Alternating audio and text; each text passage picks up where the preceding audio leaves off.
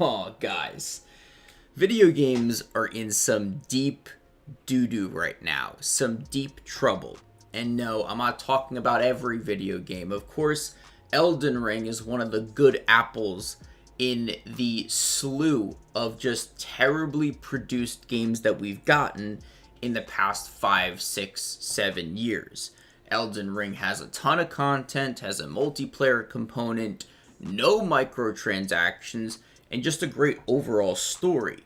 But most video games, if I were to take a sample size of about 10 to 20 games that came out in the past couple of years, and we're talking heavy hitters, AAA titles, no offense, indie developers, but if we're talking, 10 to 20 games, sample size, AAA titles, I gotta say, probably around 90% of those games have some form of microtransactions. Now, we have cosmetic microtransactions that exist, such as Fortnite, maybe even Call of Duty for that matter, even though you can make an argument that Call of Duty in certain points has been pay to win based off the items, but nevertheless, those are cosmetic microtransactions where you change your gun, you change the look of your player, etc., etc. Even Apex can fit in the mix there, right? But then you move to other video game titles such as FIFA, Madden, NBA 2K. Those types of games have microtransactions that can actually give you the upper edge online and therefore beat other people online that don't pay for additional microtransactions. They pay additional dollars after they buy the base game, and that's just unfortunate. Now, Gran Turismo 7 is another game that's going to be added to the mix of pay-to-win microtransactions, and this specifically came after an update that released on March 16th for Gran Turismo 7. Now, it says the game was actually shut down for about 30 hours before the Gran Turismo 7 game was actually accessible again. And players were not happy. However, after 30 hours, a lot of people have been comparing this. Russians haven't been able to get the game for obvious reasons, right? But the problem is that the single player career mode requires a constant online connection. So if a user is down, or in this case, Gran Turismo 7 servers are down, the player can only access a limited selection of brand new game modes, features, etc. that they paid $60 for. Now, although this isn't the microtransaction that we will be getting into in about a second, I also think this sparks another conversation where a lot of video games that are released nowadays, they require that online connection. When, people value, the disc portion of a video game, they actually say, I own this disc. No, you don't in situations like this. You don't really own the game in situations where you need to have a network connection. And this has been a thing for, I would even say, over a decade.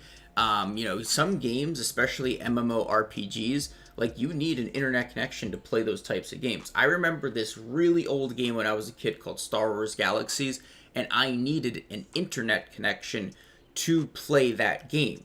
I had a huge box. It was like a deluxe edition box, and I could not play the game unless I had the internet connection. So I wouldn't say this is a new issue, but it's definitely something to think about when you're buying a disc for a game instead of just getting the game digitally. I would only advocate for getting a disc when you can actually play the single player portion of the game without having servers to go online. So that would make sense.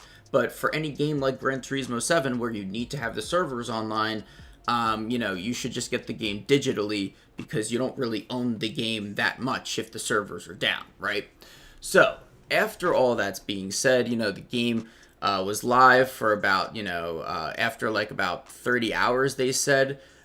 They finally got the game back online, but after the update, there's been a huge change of events when it comes to the microtransactions. So, to make matters worse, the update drastically reduced the payouts for some events, making it harder to earn in-game credits and thus encouraging players to spend real money on in-game currency. And I think, if I were to, just show you one tweet of how bad the credits to real life dollars are, these cars cost in-game credits, right? These players that bought this game for $60, they're trying to do single player events to hopefully in some, in a certain amount of hours, a certain amount of time that they spend on the game, they want to get their dream car or the car that they believe will win online. And these cars, again, cost in-game credits. If the update came out and drastically reduced those credits, then yes, microtransactions are going to be more prevalent and the easy way out when it comes to getting a car so you can compete online. At the end of the day, these game developers understand that time is money. You're not going to spend countless hours to either grind a player and make him better in like games like NBA 2K, Madden, or FIFA, when you can just spend, the $30 to $50 to just get that player outright and to compete online because other people are doing the exact same thing. So a tweet came out from Thunder_THR, and he says, "I'd like to point out that in Canada, where I'm from, the $2 million credit microtransaction is $27. If you were to buy the McLaren F1 solely from this, it would cost you 250 Canadian dollars for one car. One." And I mean, that is just absolutely ridiculous. I mean, that's $250 for a virtual car where the car won't exist unless the servers are online on top of all of that. If Gran Turismo 7 decides to shut down the servers after, 3 to 4 years because Gran Turismo 8 is out, then yes, they can do that. And the car that you spent $250 for in a video game will cease to exist because you cannot play the game because the servers are no longer online. So it's almost like you're renting a car in a video game compared to actually purchasing a car in a video game to enjoy it for the rest of time.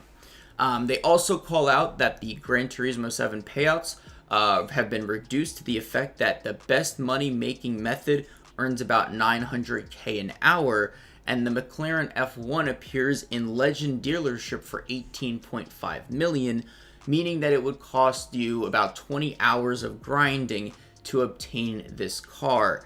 And this is still crazy because these players, these unfortunate souls, purchased, Gran Turismo 7 for about, $60 to $70, and now they're going to have to spend more time or more money to get one car in a video game, which is just absolutely ridiculous. Now, some people are calling for, a strike in some way. If you own Gran Turismo 7, do not buy credits. Personally, I think you should sell the game as well, but whatever you do, you please help the cause and don't contribute to the predatory polyphony practices. So at the end of the day, I don't think the backlash is going to be strong enough for them to back down, the developers over at Gran Turismo 7. And this is a huge problem that we have in the gaming industry.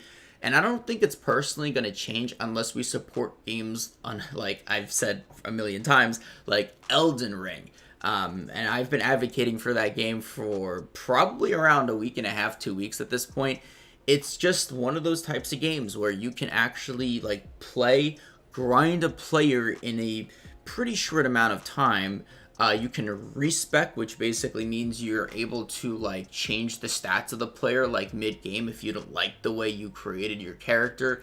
It's got so much content, so many bosses, and even though I was never a Souls player, I don't even think I enjoy sword games all that much, but the concepts of Elden Ring made me want to play it more, if that makes sense. I liked the fact that there were no microtransactions. I liked the fact that I actually had to get better in order to enjoy the game to its full extent. There's just so many different things to explain, but I think the concepts in Elden Ring, if every video game had that type of mentality, the type of just mechanics, and the type of concepts that exist in that game, if every video game followed that, we would be in such a golden age with gaming because we have the graphics, we have the firepower that gaming, needed about 10 years ago. But now we're dealing with crap like this with Gran Turismo 7. So I hope you all did enjoy this video. I hope it was informative to give you guys some insight into how bad the microtransactions in this game are. Definitely comment down below what you think about this situation. And if I didn't say so already, definitely subscribe. I'm trying to grow this channel, and we're on the road to 10,000 subscribers. Every subscriber counts, and I'll be continuing to upload content like this, maybe internet news, things like that. I'm Cryptix, definitely not buying Gran Turismo 7, and signing off.